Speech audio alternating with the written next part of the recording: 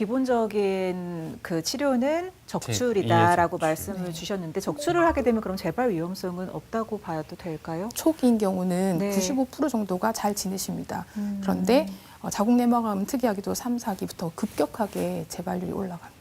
아, 그럼 적출을 하더라도 재발의 위험성을 조금은 염두를 해야 그래서 되는군요. 검사를 계속 추적 관찰을 하시죠. 대부분의 환자들이. 정기 검사를 계속해서 이어가야 될 것이고요. 보통 암 생존율 뭐 5년 이렇게 얘기를 하는데 자궁 내막암의 경우는 어떨까요? 표에 보시다시피 생각보다 생존율이 좋습니다. 그래서 5년 상대 생존율 추이를 보시면 연도별로 80% 후반대를 네. 보이고 네. 있습니다. 그래서 이 병은 굉장히 치료가 쉽구나 이렇게 생각하실 수 있는데 그게 네. 아니라 초기에 많이 오실 수밖에 없는 병이기 때문에 이런 결과를 볼 수 있습니다. 그래서 우리가 질출혈이 계속 반복되면 불편하고 불안해서 네. 오시거든요. 그래서 초기에 발견되고 초기 진단이 많으니까 성적도 좋은 것 같습니다. 그러나 최근에는 초기가 아니라 세포 보양도 되게 좋지 않고 또 진행돼서 많이 오시는 걸 사실 임상으로서는 많이 느끼거든요. 그래서 그런 것들을 비교해 보면 5년 동안 상대 생존율을 볼 수 있습니다. 그래서 국한이라면 아까 자궁 내막에 들어가 있는 1기 정도를 생각하시면 될 것 같은데 국한에서는 다 사시죠. 네. 96%면 굉장히 좋은. 네. 그다음에 원격이라고 하면 장이나 또는 뭐 다른 쪽으로 많이 간 거죠. 그럼 34%밖에 못 사시는 네. 거예요. 그러니까 초기에 많이 발견할 수 있으니까 빨리 오시면 초기 발견이 되시고 실제로 제 환자들도 처음에 막 너무 불안해하시고 하셨지만 5년 지나고 중증의 혜택이 끝나는 시점에 별거 아니네요 이렇게 얘기하고 가시는 분도 제법 있으십니다. 네. 그래서 제발 출혈이 있거나 증상이 반복되면 빨리 내원하시기를 부탁드립니다. 네. 그렇다면 이런 자궁 내막암을 어떻게 예방할 수 있는지 되게 궁금하실 것 같은데요. 답은 별로 어렵지 않은데 실천이 좀 어렵습니다. 그래서 비만을 예방하자 이렇게 되게 뭐 얘기를 하는데요. 비만 예방하려면 운동도 열심히 하고 네. 밥도 적게 네. 먹어야 되는데 잘 안 되시고요.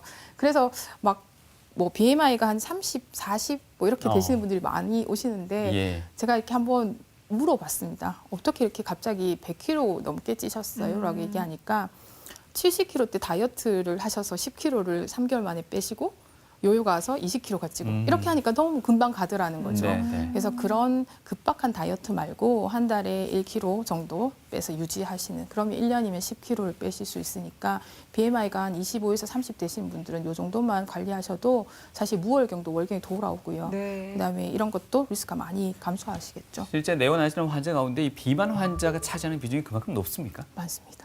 네, 그래서 사실 이런 걸 정리해 드리고 또는 비정형 자궁 내막 증식증 상태에서 오셔서 이제 웨이트를 감량해야지 이게 좋아져요라고 했는데 잘 의지가 안 된다고 네. 얘기하셔서 사실 저희 병원에 그런 비만 대사센터로 보내드린 분도 많이 있습니다. 가족력의 비율은 얼마나 될까요? 사실 같은 식사를 하시잖아요. 네. 그래서 환자분 뒤에 동생이 오셨는데 비슷한 체형으로 오세요.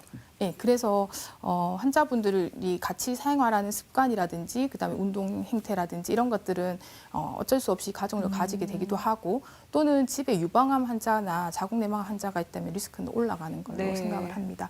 또는 아까 말씀드렸다시피 대장암도 이런 것과 관련이 많아서 사실 유방암 환자가 한 15년 뒤에 자궁 내막암을 가지는 경우를 종종 볼 수 있어서 대부분 에스트로겐 레벨이 굉장히 높으세요. 그래서 아마 에스트로겐의 과도한 노출이 요인이 되지 않을까 이렇게 생각을 하고 있습니다. 결론은 내용은 되게 많았는데요. 결론은 하나입니다. 그래서 증상이 있다면 꺼려 하시지 마시고 가까운 산부인과를 꼭 방문하시는 걸 권해드립니다.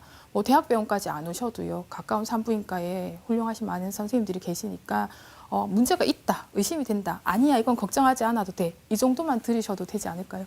그래서 증상이 있다, 반복된다. 그러면 산부인과 진료를 가시면 조기 진단을 하실 수도 있고요. 그러면 조기 진단은 좋은 예후를 가지고 그리고 남은 여생을 또 재밌게 즐겁게 사실 수 있지 않을까 그렇게 생각합니다.